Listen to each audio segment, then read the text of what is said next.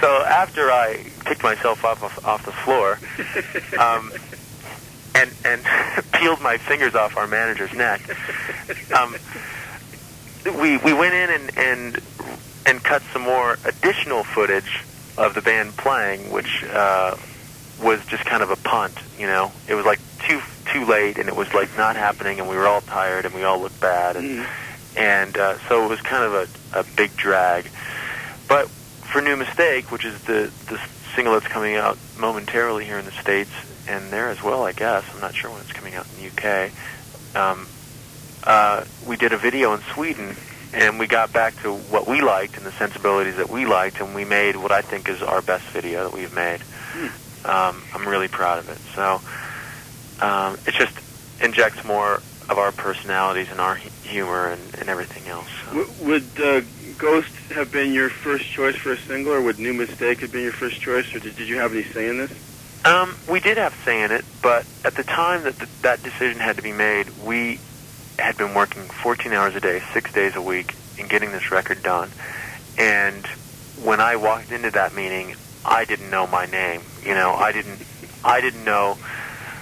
If you said, I want to put the groove in, I want to put the space in between Hush and Fan Club Out as the first thing, I would have said, I don't know, that's fine. So I had no clue.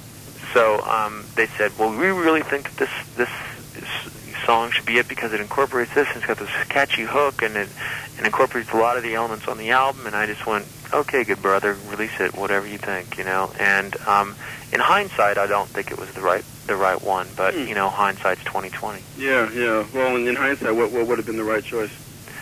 I think Fan Club.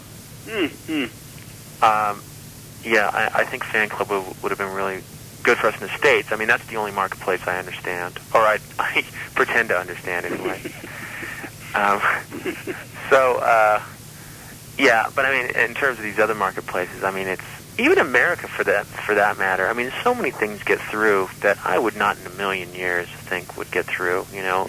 So talking about radio is just you could be talking ancient Swahili to me. I don't get the concept at all. Yeah, that's true. It seems to me, though, and it may be out of line here, that maybe the record company is not exactly bending over backwards to promote this thing. Do you get that feeling at all? No, I think that it is a big priority with the record, but I think with the record company, I think it. But I think, like in any record company, bands get in line. There's and I think. Sometimes it is. I get a little down about it, but I think, I talk to the record company, and I have been convinced many times that they are determined to break this band, and they've been very supportive of us and putting us on the road and paying bills and things like that. So I've got to believe, and our A&R guy is the president of the company, so that's got to count for something as well. So. But it's a big record company, and I have to be okay with the concept that Janet Jackson's costume maker probably has a higher priority than I do. But that's the way it goes, or that's the way love goes, I suppose. Oh. So. Well, tell me about the band live now. I mean, it's some of us are going to sit back here and think, is New Mistake really going to happen live without the chimes and the harp there? Oh well, you will be hearing the chimes and the harp, but you have them on a chip. No, Roger. He has some samples. We don't play samples like when you hear vocals. It will be us singing. We don't use vocal samples. We don't play to click tracks in the studio, so we certainly wouldn't play to them live. So, I mean, the band does play as a unit, but Roger has, he's got a sampler that he'll play a harp sound and he'll play a chime sound, just like any keyboard player might play like he plays a piano sound and a harpsichord sound and all kinds of different things. But he's a really great pianist, and he can cover all these parts. Sometimes it blows me away, because sometimes he's covering, like the end of Ghost, there's some timpani parts, and I play these wood blocks, he plays the timpani, and I play the snare drum, and he plays the bass drum. It's like this giant puzzle, and we have to be really locked in and be good musicians and really be aware of each other, and not to exclude Eric and Tim, the other guys in the band, because the band has become really tight. I mean, by the time you get over there, I mean, the band already sounds so musical. I mean, the band is just so tight. We'll change endings from night to night, but everybody's so clued in to me as kind of conductor of the band that we just pull it off. And live, you guys do 2 or 3 covers? Yeah, well, we do covers that, kind of amuse ourselves. We'll do them for, a week or something, and then we'll move on to something else. But, yeah, there are some staples, like we are big Badfinger fans. And, we like to play No Matter What, which is just this great song of theirs.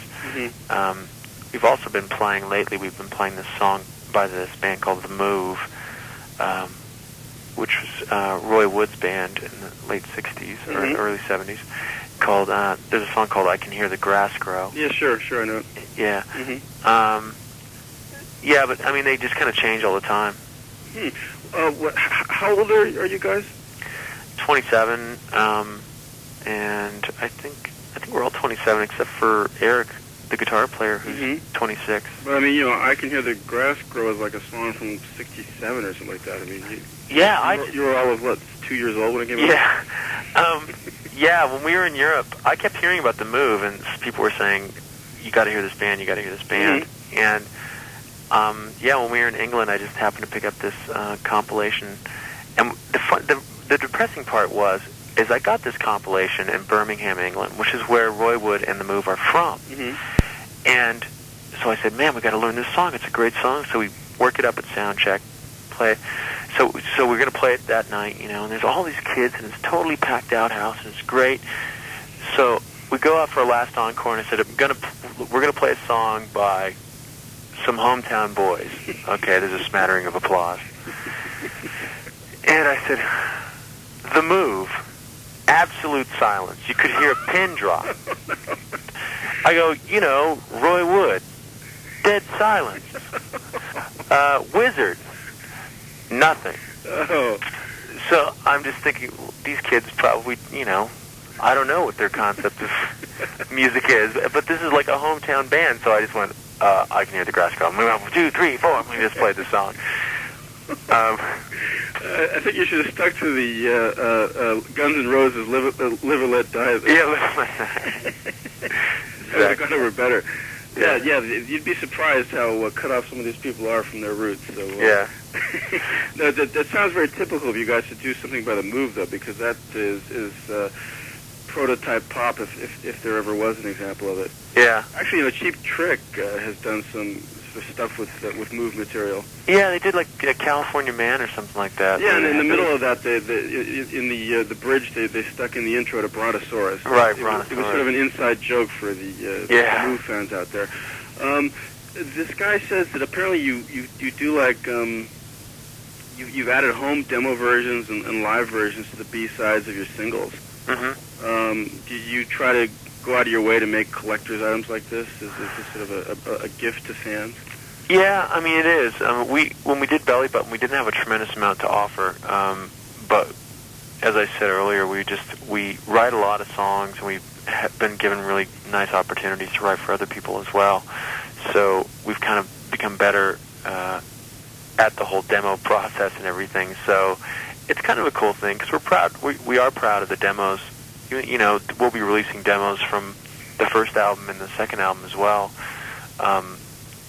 Especially songs that changed a little bit from the demo stages to the record, so at least they're hearing something unique that they haven't heard before. And, the song is a little bit rearranged or something. How will you be releasing the demos? You said the ones from the first and second album will be released. In what form? I think what they're planning on doing is releasing a CD5, in which every format, the CD and the vinyl and the cassette will each have different tidbits on them.